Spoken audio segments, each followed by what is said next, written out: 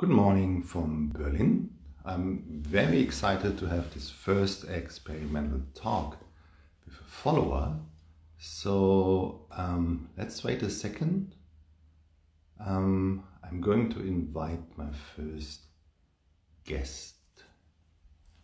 So as soon, here she is. So.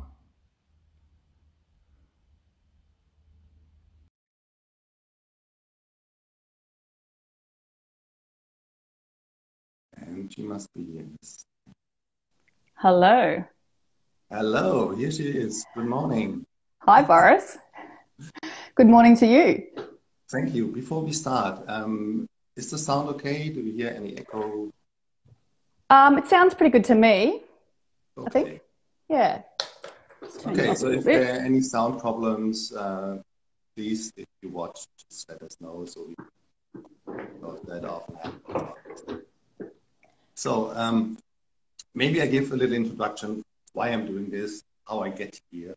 I have been doing talks on Instagram for a year now, German, and that is on all subjects related. So often it's not my choice whom we are talking to, it's a mix of people. And I realized at one point that I would also like to different kind of people. And looking at followers on Instagram who reacted to my posts, I thought, wow, I would like to get to know these people. I would like to talk with them and to know more about it. So I said, okay, I give it a go. I approached, I think, 8 people in the first round, and you have been the first to say yes. Really? Yes. So thank you for this. Yeah, Oh, it's you're great welcome. that we are doing it. And for everybody watching now or later, I suggest the following game. Like each of us is asking a question in exchange. And I suggest we could ask whatever we want to. If there's a question we would not like to answer, we say next one. And so we see how far we go, how long we would like to do this, and what topics we are. Please, Sounds Vincent, good. you're first. So I asked the first question. Yes. Okay, so it's a pretty tricky time for a lot of people in the world at the moment, and I'm wondering what's bringing you joy right now. Going out each night here in Berlin to Museums Island. Museums Island is something I consider like my open air studio. And I take pictures there. I don't take pictures that are documentary. I take pictures that transform what is happening into a timeless image of the human condition. And I just love it. Like each night is different. I cannot predict what is happening. It's in that time, it's still warm right now. It's full of people and always different. Like 3 days ago, there was a Hollywood movie put John Wick 4, Keanu Reeves. Everything was blocked off, like fog machines, big lights, big drones. It was a totally different setup. Yesterday, there was an old man in a wheelchair looking at his stuff and his children behind him, like shadows, like the whole light setup. I don't need to do that much. Yeah, I just go there and I find situations. I'm dressed like normally in black. I'm standing in the shadow. People don't see me. Yeah, I'm tall, but I'm very silent, and that is bringing me joy. Yeah. Hello. Fantastic. So I've seen the footage that you've been taking, on Instagram the last sort of week or something like that, and I was curious to where it is because it sort of seemed like there's so much activity going on. And at the same time, yeah, there's sort of almost like stage lighting. So I do know Island, so it's interesting now I can kind of place where you are. Okay, then the next question from my side, just continuing with this, there's something very particular about this island. Did you know that the Pergamon Museum is supposed to host the Satan's throne. There is a Satan's what, theory, sorry? throne. Oh. There's a theory that the Pergamon altar temple is built for Satan. There are some conspiracy theorists that go back to the Bible, where there's a letter of an apostle, and he's talking about those Satanists in Pergamon. So the story is that Pergamon is like the temple for Satan, and it was like taken from the Germans to Berlin before World War One. And because of this, their first World War One happened, World War Two happened.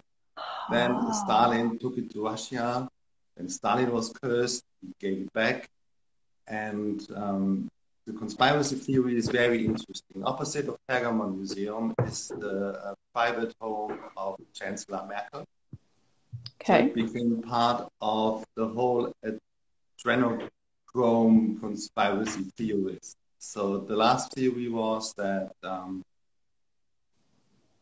below Pergamon is secret tunnels between Merkel's home and the museum, and this is where they torture children who use adrenochrome.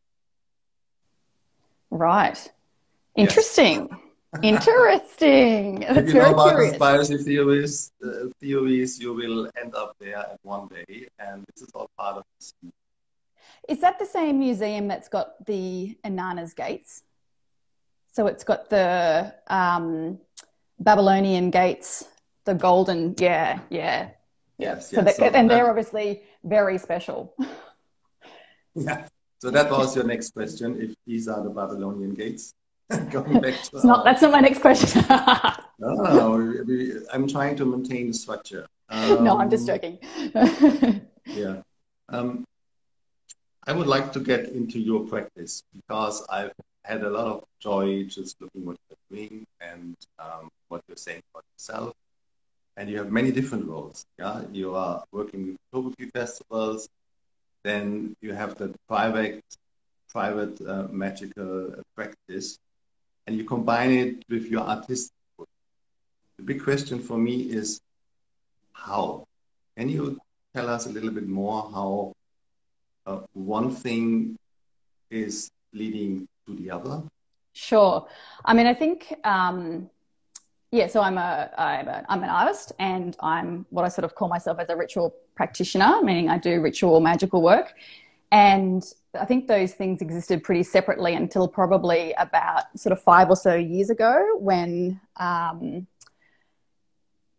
guess I started a much more dedicated daily ritual practice, which allowed me to, it basically gave me the realization that doing magic or ritual is not separate from life. It is life. It's a way of living. So it sort of can't be separated from the everyday or from who you are.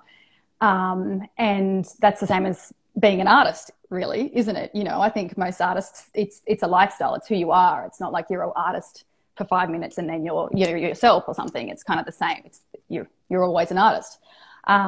And in the last few years, since I have been having this sort of dedicated ritual practice, like a daily practice, gradually my art practice has just even more and more become part of that practice. And now really I just can't separate the two at all, because I think that magical practice or ritual practice is inherently really creative. It is a creative practice. So it's sort of, I guess now I just kind of see it all as one practice, and that creativity and artwork is sort of a byproduct of that or a part of that.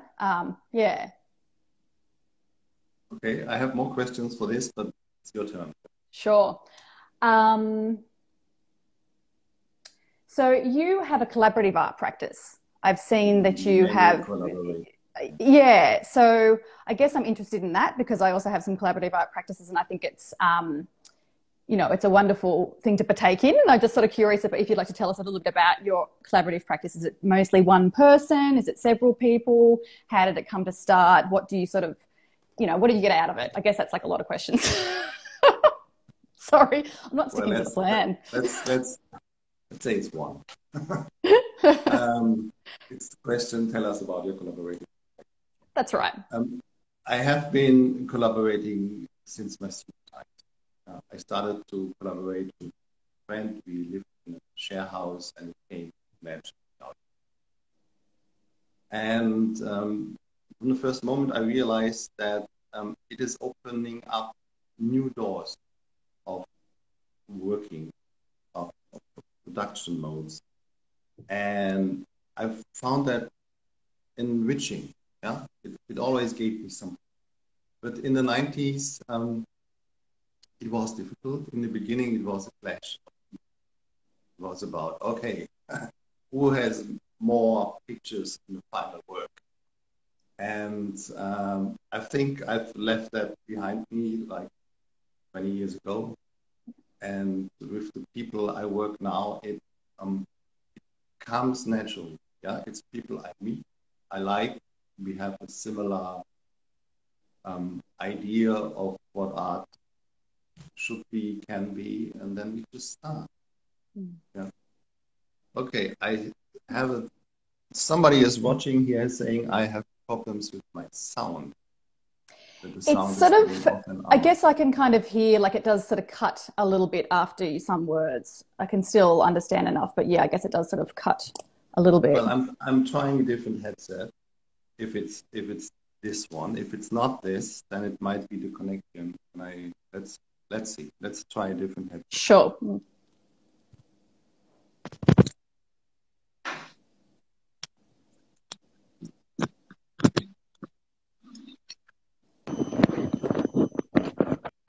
Okay. Is that better? That's clearer. Yeah, definitely. Ah, that's very interesting. Okay, so that's much better. Yep. Let's stay it like this. Now you are very loud, and I have to tone down here. I might too. Yeah. So with the collaboration, it comes naturally. Yeah, we just start, and often one work is leading to the next. Yeah, I've been working with artist A, and artist A has friends and a community, and they see what we do, and then somebody from that community is approaching me, and so one work is leading to the next. Going back to your practice, if you say it all becomes one from an artistic perspective, what would be the artistic genre? So let's say, would it be performance, installation, photography, video? Sure. I mean, I think it still is primarily photography, installation, and performance. I mean, before COVID happened and we were sort of, actually practicing and being in public, I was starting to do a lot more performative work. But I think quite a lot of the performative work is private, really. And at least definitely at the moment it is. So the outcome is often a photograph. And perhaps in a gallery it would be a photograph or an installation. So I've definitely, had shows in the last few years where I've more made an installation that might be like a ritual circle or something like that, rather than like a kind of physical concrete object.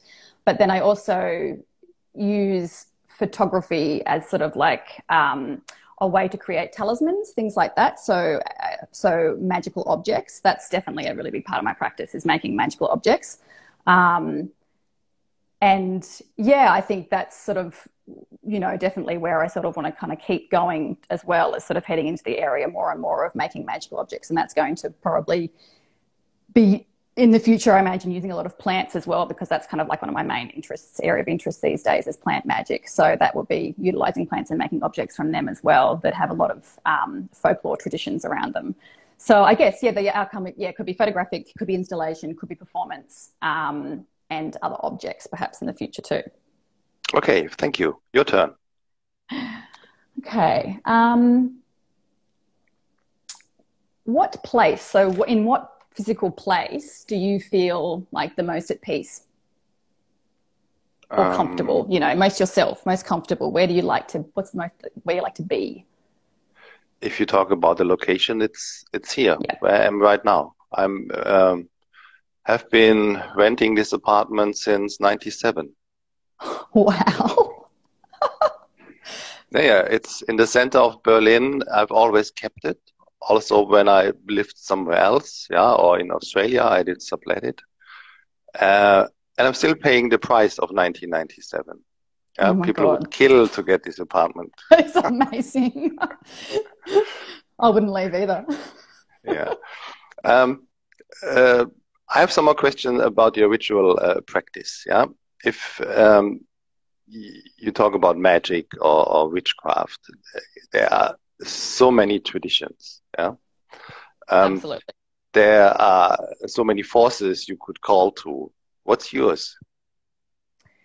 So I have a few. I mean, I think it changes, but I think currently the areas of magic that I practice the most and call to the most is astrological magic, absolutely. And I've been working with planetary spirits for about 5 years, and that's probably like one of my main focuses of magic, because that also seeps into the herbalism alchemical world. And so plant spirits is another big one, because that's another kind of main focus of my practice is creating allies with plants and working with them. And then I definitely sort of call to my own sense of what I believe is, I refer to as spirit on a daily basis, and also ancestors and angels and guides. So they're all things that I use, and the angels that I tend to work with are often, again, related to planetary influences. And symbols, like symbolism is a really big part of my practice, and working with symbols and creating a personal symbolic language. And that is utilized a lot through divination. So whether that's divination like the tarot, or it's something like bibliomancy, which is another form of divination, which I love, which I would love to do with your book collection, which is when you grab a book and you just randomly choose a page and you take a message from that page. And that's a form of divination that I really enjoy and do fairly often as well. So yeah, I guess it's drawing on planetary influences, planetary spirits, planetary angels, mostly planetary angels, ancestral spirits, and just the great spirit, the great benevolent spirit. So they're sort of like the main sort of influences that I work with regularly. Well, thank you. Your turn. So since I just mentioned that, so you've been making some posts on Instagram the last, I'm not sure for how long, but about an occult collection that you have been looking after. And I'm just curious to hear the story about the person who owned that collection, your relationship, how you kind of got to have these books, I guess. Yeah. Or not just books. I'm not even sure what's in the collection. It's like the books are the former library of Dr. Thomas Knöfel. Dr. Thomas Knöfel, for me, was like the person who knew the most about occult traditions in Germany. I met him through mutual friends at an opening, and he said, "You two, you have to sit and talk." And then we started talking and never stopped. Yeah. So it was like, I don't know, in the 90s when you meet with friends and you exchange records and CDs to make a copy of. So we exchanged books and theories and ideas. He has a very interesting biography. He was a doctor. He worked as a doctor until his 40s, and then he stopped because that didn't make him happy, and started to study like philosophy at ZKM. ZKM is like the first media art school in the world in Karlsruhe in Germany, where you have media theory, media art. So he started there again. He became a publisher. He did interviews with philosophers, writing books, and his lifelong interest was the occult, magic. He tried out things. He was a practitioner of candomblé, like the Brazilian kind of voodoo. He was collecting the Nigerian voodoo sculptures, like this one. he has like 30 of them, and then he couldn't stop buying. So whenever he bought a new one, he gave away one. And he often had at his place, like on the weekend, live boxing on his TV. And his friends came. And I was the last to stay at 2 a.m. in the morning. And then he gave me this. And he said, you can say no, but if you say yes, he's going to work for you, to protect you. You just have to feed him like regularly a little bit of drinks, alcohol, whatever. Yeah, yeah. Fantastic. So I said yes. That's and great. After he published his the work of his life, a book on the occult and the avant-garde, he became more and more depressed and took his own life. And that is something that was very sad, but it was impossible to stop him. That was his decision. And when his children just dissolved his apartment, I was the friend who was the closest and had the most interest in those things. And the children said, okay, we want this to stay together. So they gave it to me, and I made an order. I photographed each cover. I made a PDF with all the titles and put them in my library. They are integrated on a sulfur yellow shelf with a sign, Dr. Knöfel's Occult Library. And from time to time, I take a book and take some photographs, some pages, also on request. If you are interested in that, I could send you the PDF and you pick some. He has some very old books there, like 1880, Schrenk Notzing, ectoplasm photography, first edition. So there are some books that are quite worthy, and it's a great collection. It's very obscure. It sounds amazing, and just what I've seen from bits and pieces, some familiar images, and I'm very envious of that collection. It sounds incredible. It will take 50 years for me to read it all. I don't know when I should be able to do it.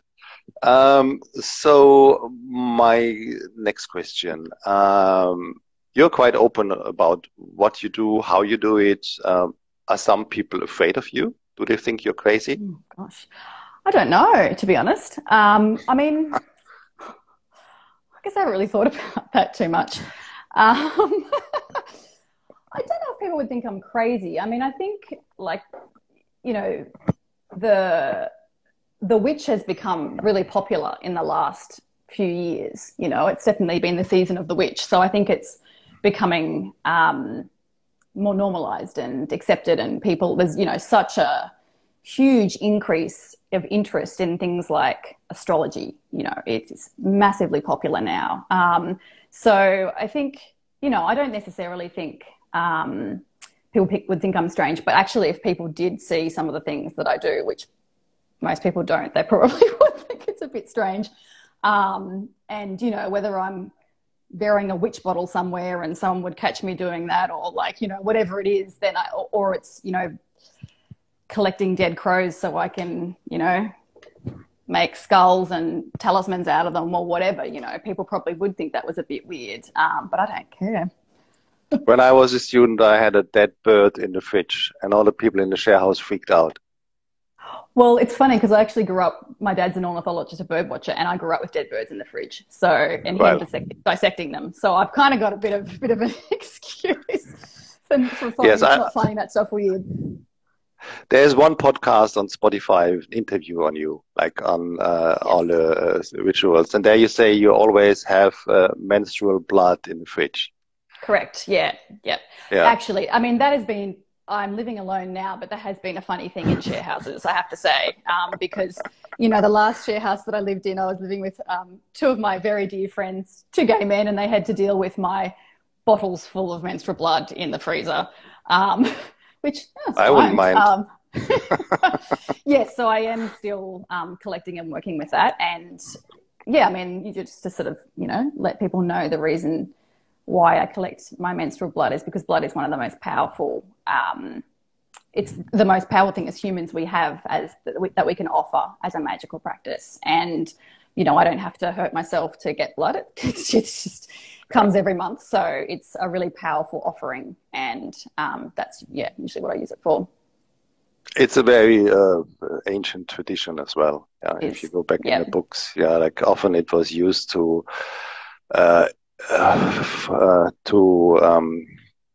get the attraction of man by putting it in cake and then giving the cake for somebody to eat, and so on and so on and so on. So used in love spells for that sort of thing. Yes. Yeah. I have lost track about whose turn it is to ask the next question. So maybe you do. Sure. Just back to the book collection that you got. Have you got a favorite? Is there or the collection that you've inherited? Have you got a favorite object or favorite book, or is there one particular item that really sort of piqued your interest? Not yet. There are too many that seem interesting to me. I started reading, and I think it's too early to say. Because I haven't spent that much time with the library during the pandemic. I was mostly out of Berlin. Like in the last year, I spent like 3 months here. So the time I spent with those books was minimal. Otherwise, I would have posted much more excerpts from books, but that's going to change in the future. Talking about books, something which I really love, and if you don't know it, you should get an idea of that this exists. But it could very well be that you already are aware of it. Just a second. It's an anthology of a magazine called Man, Myth and Magic. Have you heard about it? I've heard of it. Yes, I've definitely heard of it, but I haven't got a copy or anything. It's hundreds, 20 magazines that came out in the late 60s, and I spent the pandemic hunting them down on eBay. Oh, fantastic. I have all of them, and it looks firsthand a bit trashy, but it's very well written. It comes from an academic, religious, theoretic, sociological, anthropological perspective. It's a wealth of knowledge. And after I have bought all the vintage books, I realized there is a huge PDF on the internet you can find for free. So cool. if all you out there, if you Google Man, Myth and Magic, you go to archive.org, you're going to find the gigabyte large 1,000 pages PDF. Fantastic. It's something I really like. And what you said, just taking a book, opening it, and saying where you are letting it talk to you.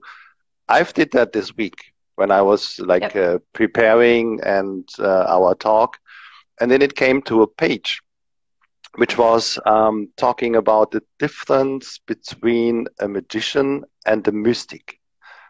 And I found it very interesting, and I haven't thought about this deeply before. So, I did think about it a lot in the last week. So my question would be, what is the difference between a magician and a mystic for you? I guess I think of it as a magician of being someone who's much more interested in personal power. And I think of a mystic as being someone who's much more interested in like the collective consciousness or the collective unconsciousness, or as a more universal love sort of situation. So I can kind of, think of the mystic as being like Pisces and the magician as maybe being Capricorn or something like that. I don't know. I think the magician is sort of focused on changing, like, kind of like a Crowley-esque kind of figure, like using science and art to change will for personal means, personal growth, that kind of thing. And I guess I think of a mystic as someone perhaps more like a shaman who is like designated by their community and is more, I guess, perhaps rather than caring for the individuals, caring for a collective. That's how I kind of interpret that. And I guess I would think, a mystic to maybe be more, aligned to that kind of like dream world or collective conscious kind of world, and the magician to be a bit more,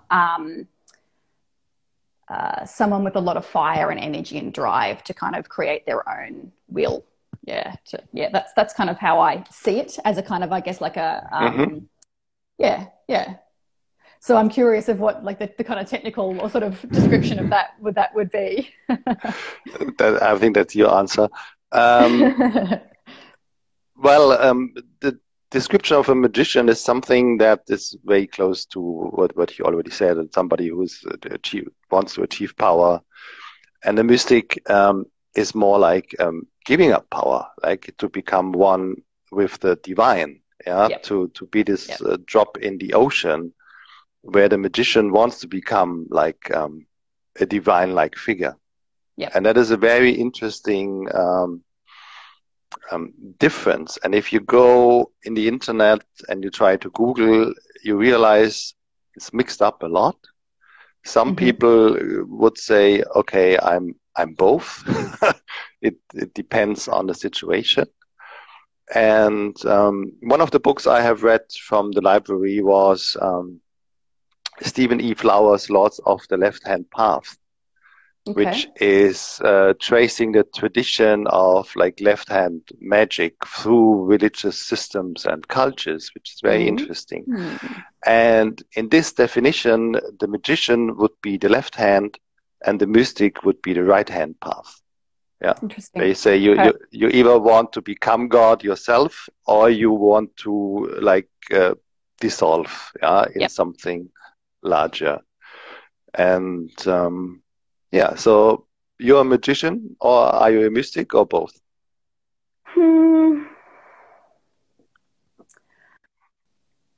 I'm probably, like, realistically at this stage in my life, more of the magician, because I think the magician can become the mystic, but I think it takes a lot of experience and time for that to happen. So I think I'm probably at this more immature stage of the magician. Well, it never stops. Like learning, achieving Absolutely. skills, developing. It's endless. We are all dying unfinished. Somebody Absolutely. said. And it's kind of like, I mean, it's kind of almost like, well, that's thank goodness, because there's always so much more to learn, you know? Yeah. And it is definitely one of those, I think the area of magic is one of those areas that, you know, the more that you do know, the more you realize you don't know. And the more that you learn, almost in a way, it's not quite to say you have less confidence, but I think you're just humbled. The more that you learn, the more you are humbled. I think it's your turn now. Yeah, I think it is too. Oh, sorry. It sounded like this was a full stop for me, but please continue. I think that's enough of a full stop. Well, I guess I'm curious, are you interested do you practice any sort of magical work, or are you interested in that sort of thing, or is it more of a intellectual kind of interest for you? I do believe in the power of rituals. I have done them because I think they have a deep psychological effect. My interest is also a theoretical one. I studied 6 years of philosophy. After philosophy, it became more psychology. And then like 15 years ago, I started to research the occult. And so it developed. And I think they are all connected. Yep. And I'm very interested in the links, in the similarities. So attaching myself to one school of thought or one tradition has not happened yet. But I like to dive into those different worlds and to have a look and try things out. And that was very much possible with Dr. Knöfel. And now that he's dead, there's nobody like him in Germany. I would like to meet someone like him again. That has been a great loss. Yeah. Is that an answer? Yeah, definitely. I think it's it is quite hard to find people to talk about this sort of stuff because, I mean, I have a small sort of group of people that I can practice with and talk about. But yeah, it feels quite rare to me, you know. I think probably to the level of commitment or engagement that I would like. Yes, You and know? that you Yeah, can go deeper, yeah, and talk about something like the difference between magician and mystic, yeah. exactly. If Yeah. you're on the surface level, it's not happening. In Germany, there is like a German Stonehenge. It's called Externsteine. Have you been there? Have you heard about it? No, whereabouts is it? I think it's between Hanover and the Dutch border, next to Okay. Bielefeld, Teutoburger Wald.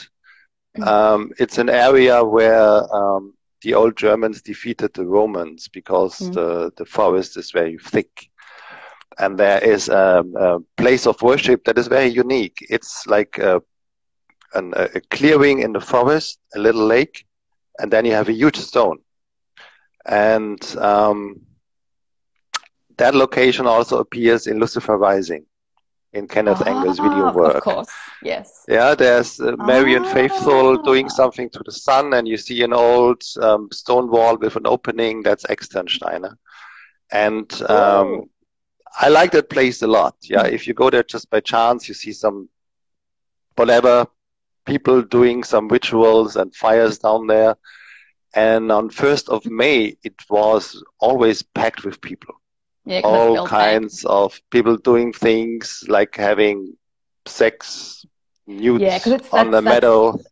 that's Beltane. So the date of Beltane, which is It- yeah, the sexiest of all the rituals. So I wanted to go there with Dr. Kniffel like 5 years ago. We said, let's go there. And we did. But that was 2 years too late. Yeah, because the police and the local authorities at some point just stopped all of this, blocked it Oh, off, no car parking, and they were keeping it clean. But there were still like small groups of people doing things. That was very interesting to go around with him and to say there were some, I would say, like Disney witches dressed like in a Disney comic strip, oh. like on Halloween, yeah. And Yep, yep. and we were talking about them, and they just were very on the surface. And then we went to some groups who are somewhere out there in circles doing rituals that even my friend didn't know what they were doing. Yeah, Mm.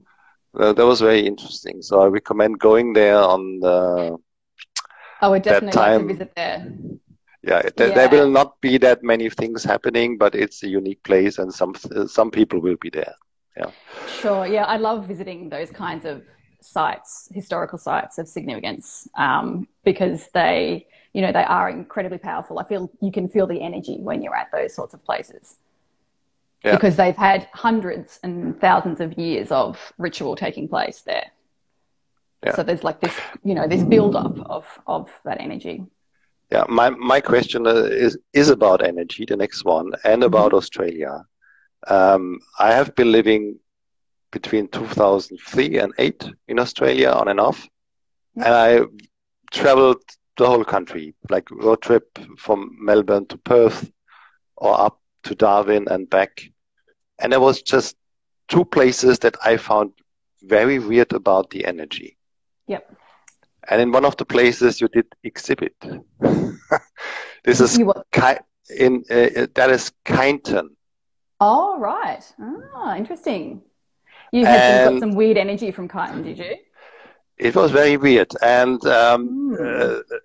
my ex-Australian partner, she had a friend which is called Fairy Anne. And it was, I think now she must be 75 or so. She had a fairy shop. She was doing tarot, all those things. Her apartment was like a wonderland with dragons and witches and mannequins. And I often stayed in the guest room at her house. And she said, don't be afraid if you wake up. There's a ghost, but it's a friendly ghost.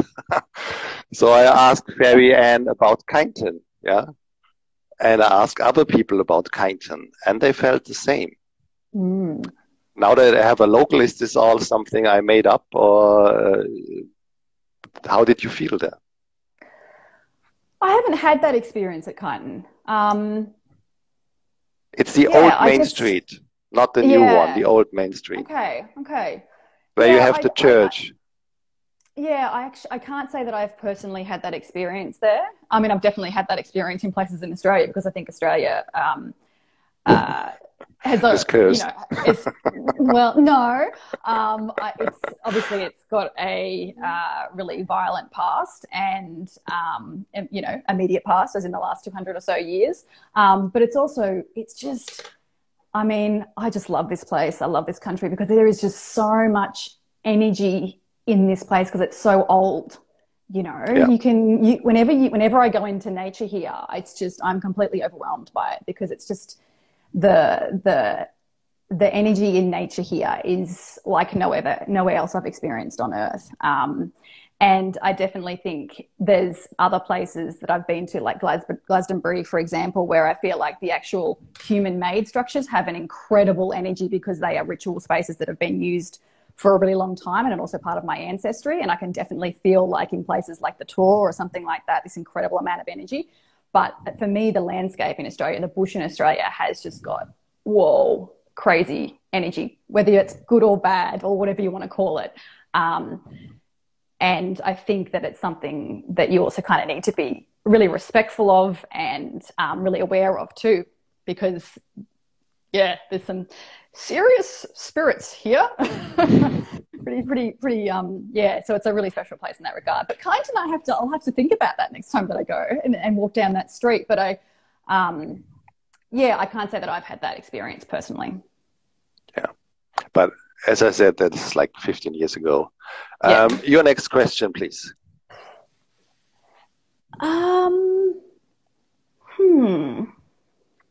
What do you want to happen to your body after you die? Like a burial, cremation, do you have any plans? I think when I was 20, I was thinking about this a lot. Yeah, I was just making up a whole plan of my burial and so on. Yeah, and these days, I don't care. Yeah, I just leave it to the living, and it doesn't matter to me. Yeah, I'm somehow. So what's changed then? Do you know? Also being at burials of friends, realizing how they have been made, and that it needs to support the living emotionally. It's not about the dead anymore. It's a different focus. So why should I tell them how to do it? They need to do it so they can mourn however they would like to. I don't care. Do you have any plans about your burial? I mean, I very well may change. I'd have things that I'd love to do, but I don't know if it's very possible. I'd love to have a sky burial. That would be amazing. Tibetan. I mean, that would be amazing. But I think, I guess it'll be what's available to me. But I think I know I definitely don't want to be cremated. I do not want to burn. I just know that for sure. I think, I guess, some sort of if I couldn't have a sky burial, some sort of burial where the body could, to hopefully, it'd be great if it wasn't in a casket as well. Just the most natural way possible. Yeah. But I'd also like to. I mean, I wouldn't mind musical instruments being made out of my bones or something like that. That'd be pretty cool. Got to go towards some sort of creative activity. But the reason why I came to Australia, my ex-girlfriend is Natasha Stellmach, and she got notorious for smoking the stolen ashes of Kurt Cobain in his spliff. So if you Google it, you still find articles on The Guardian and stuff on there. It was 2008 That's classic. As well. Yeah. And talking one thing before we come to the next question, the Tibetan sky burial. While I was in Australia, I realized there are so many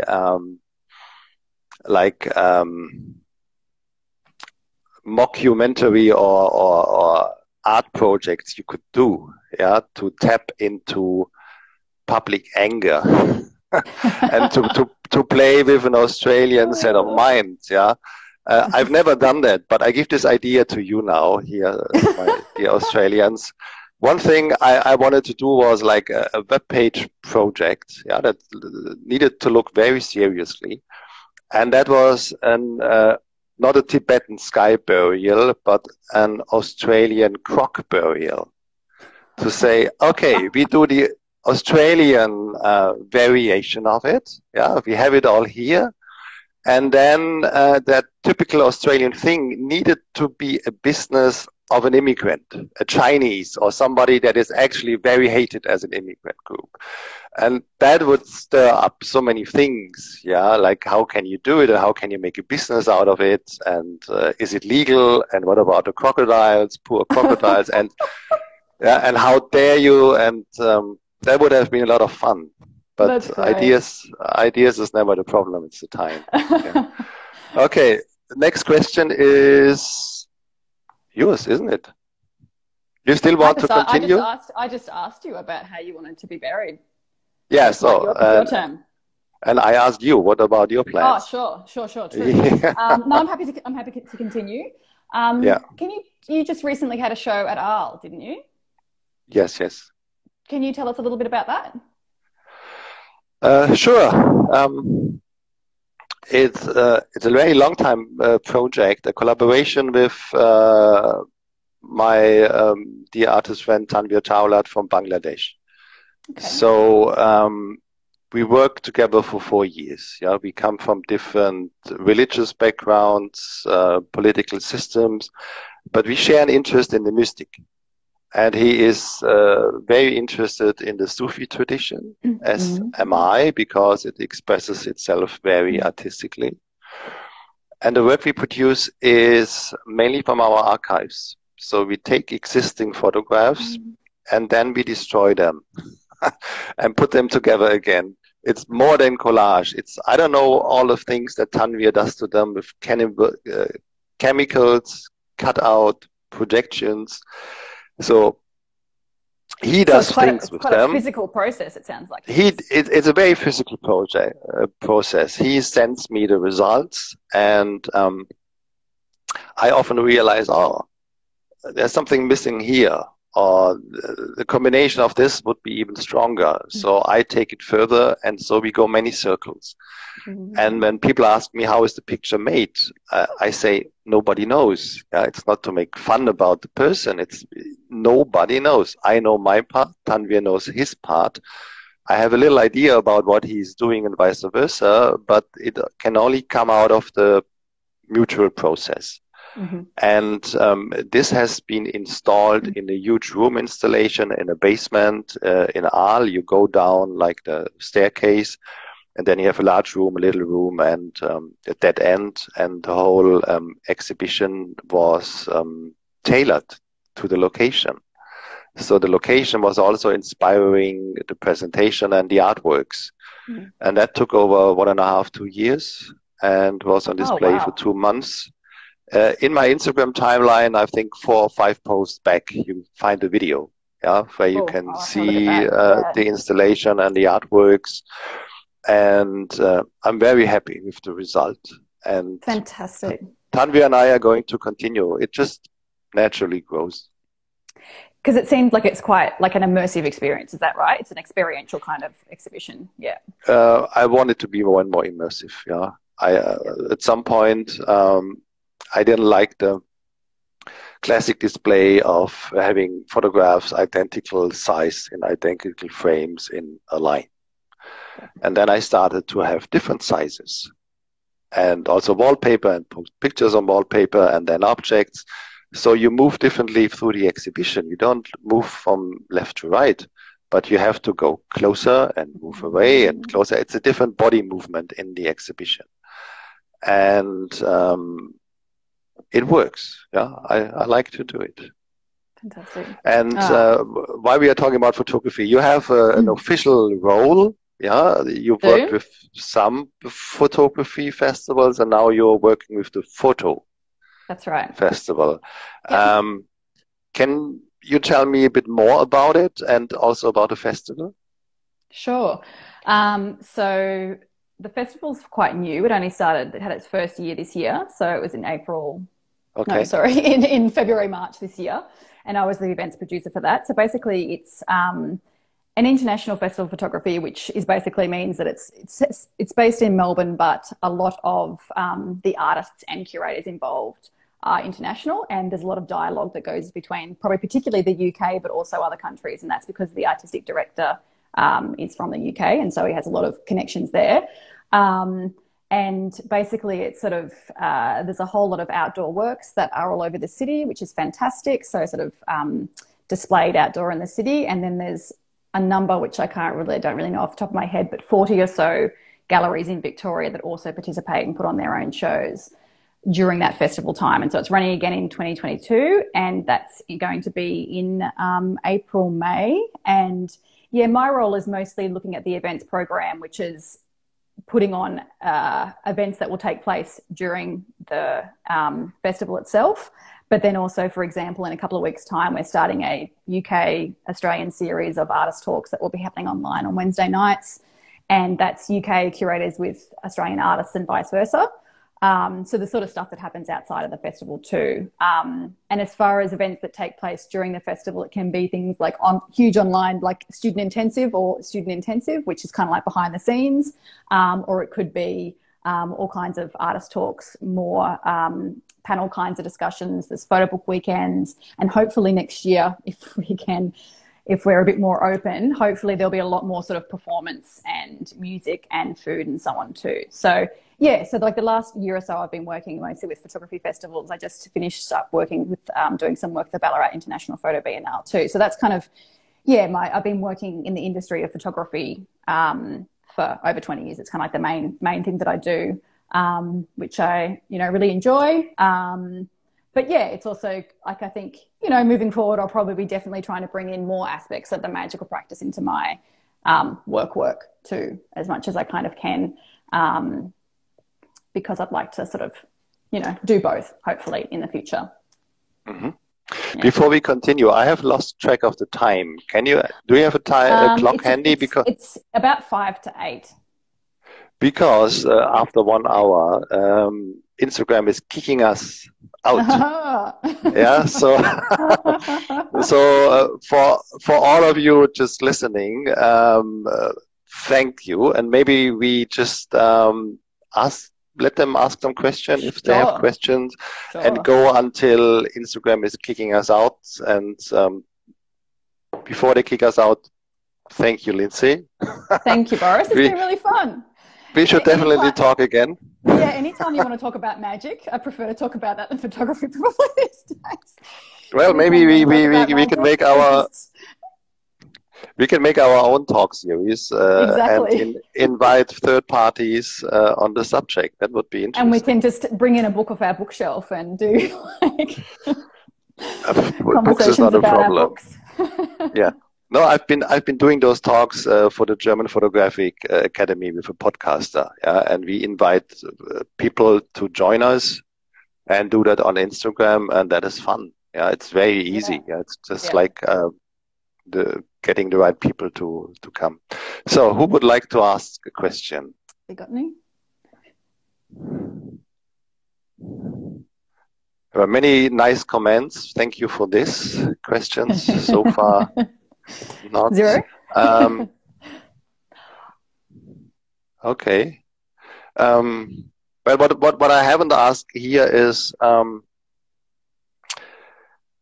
the 6 degrees of separation. I realize that we don't have 6 degrees of separation, but possibly just 1 or 2. Like there are many people we have in common as friends that we know.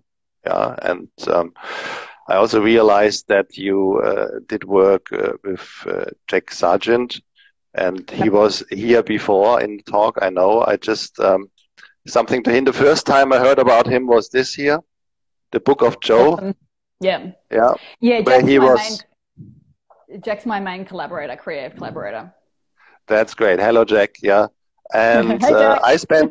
I spent some time with Joe in the past, and that is my portrait of him in the book. Cool. That's fantastic. So that is how slow the world is. Yeah, that was 2002. when I spent a weekend with Joe Coleman in Amsterdam. Wow. That was crazy because the third person there was H.R. Geiger. What a time. He was out of this world, yeah. Wow. And Yeah. I also realized that from the mutual friends in Berlin, we have, of course, the Hyenas and everybody involved in that community. Hello. And you're also connected with some of my ex-students from VCA and from PSC. We have a question. How does ritual manifest? So I'll just read it out. How does the ritual manifest in your work, and how do you feel it's interpreted by people?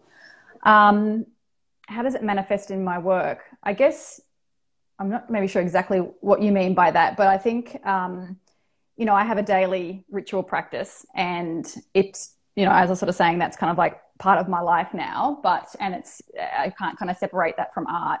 But I think, you know, for example, in an artwork context, it might be something along the lines of what I'd sort of mentioned really briefly about creating talismans, for example. And that can be like, I can think of a series from a few years ago where I photographed the gargoyles on Notre Dame, and I then created very small, because I'm a darkroom practitioner, so in the darkroom under astrological timing. So I choose astrological elections for all of my ritual work. So basically looking at what's happening in the sky and using those planetary influences to embed itself in the work and in the ritual for the most optimistic kind of outcome for whatever that is. And generally these talismans I use them for protection. So that's like a, you know, kind of similar to like the idea of the evil eye. So something like darkroom photography is a really beautiful thing to use because you are using light and you're using chemistry, and the chemistry has silver in it. So that is the exact relationship of the sun and the moon right there that you're doing in the darkroom, because it's silver, the moon, light, the sun. So it's that in itself is a ritual action as far as I'm concerned. And then I like that. Using it's beautiful. I just think it's beautiful. It actually is. Yeah. Please continue. There is silver in the print. That's what the print is made from. Silver gelatin. And so, you know, I also would do most of my printing on a Monday because that's the moon day, or a Sunday because that's the sun day, depending on that kind of whether I'm looking for a lunar or a solar influence. And then it would also depend on the actual, you know, I would choose a particular date that had benefic kind of qualities, so positive kind of qualities. And so I guess and I would, you know, tend to generally get myself into a meditative or trancey kind of state to do that work. And, you know, that could be through meditation beforehand. It could be through listening to certain types of music. Obviously, the environment of the darkroom is kind of like a womb, so it kind of encourages that sort of state anyway. So, yeah, I guess that's sort of an example of how I would use celestial energies to embed that into a work that I'm making. And, you know, visiting a particular site like Notre Dame, that's obviously for a lot of people, you know, a really important site of maybe not protection exactly, but of a holy and divine site. And so it's sort of like every single step of the process to me has a symbolic function. And I think that's, you know, my practice is so much about creating a symbolic language that's personal to me, and being able to interpret and harness those energies for an outcome that I'm desiring. Very much the magician rather than the mystic in that particular example. So I hope that answered the question. Yeah, but with all this attention to detail and the dedication that you are putting into the process, you're really overtaking the Japanese tea ceremony on the right and left side. Yeah. Interesting. Yes, true. Yeah, and it is. It's very much a process based, for sure. I love process. Yeah. So was there any? I realized that. Yes, one more question. Is there something? I'm not sure. I'm not even sure if I can Oh, it might be just be comments actually. Yeah. Yep. I think earlier we had Jack wanting to enter with video. I don't know if he still is here and wants to. We could try to get him into the talk if you hear, Jack? like to. I sent him an invitation. Let me see if he's here.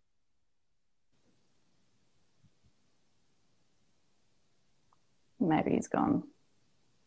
It will happen or not. That's right. So maybe we one more question. How did you get so cool? Yes, this is what we all want to know. Still good to you. I can't answer that one. Well, watching your early works from the 90s that I found on Vimeo, it looks like you have been born like this. Oh yeah, no, I've been interested in magic for such a long time.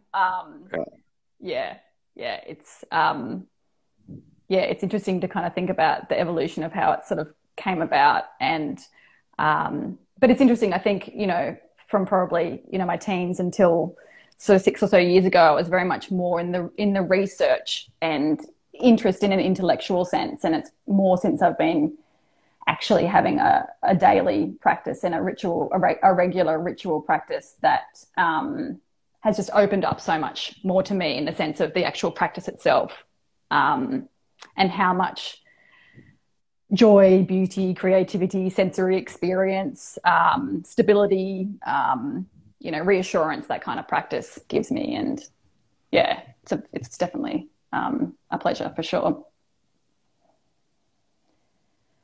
Yeah. Well, maybe Boris, shall we? We can make a full stop here. I think maybe we should. Yeah. We're just over 8. I wonder if they're going to kick us off or not. But yeah. Thank you all. Yeah, thanks you, everyone Lindsay, for joining. Thank you, Boris. Yeah. Thanks for the invitation. It's funny. I can't believe I'm the only person that said yes so far. I hope that you are going to inspire more. Absolutely. Yep.